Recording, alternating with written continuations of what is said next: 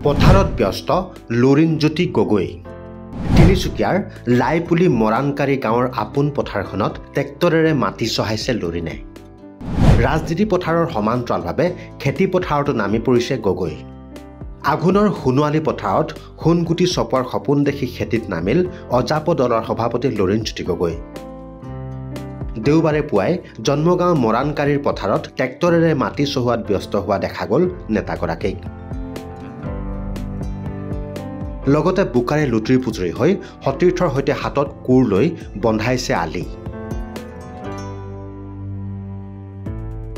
Facebook যোগে কৃষিকাৰ্যৰ দৃশ্য share কৰি গগৈয়ে লিখে এই মাটিতেই শ্যামলিমা সৃষ্টিৰ আখৰা পথাৰখনতেই আমাৰ সপোনবোৰে দুহাত মেলি দিয়ে আকাশলৈ পথাৰখনেই আমাৰ শিপা আমাৰ যুগমীয়া পৰিচয় সঁচাই কেঁচা মাটিৰ পৰশত ডাঙৰ দীঘল হোৱা কোনোৱে যেন পাহৰিব নোৱাৰে নিজৰ পথাৰখন আহাৰ শাওনৰ বোকাময় পথাৰ আৰু আঘোণৰ সোণোৱালী পথাৰ অসমীয়াৰ আবেগ আৰু স্বাভিমান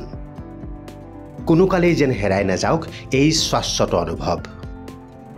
নিউজ ডেস্ক NZ নিউজ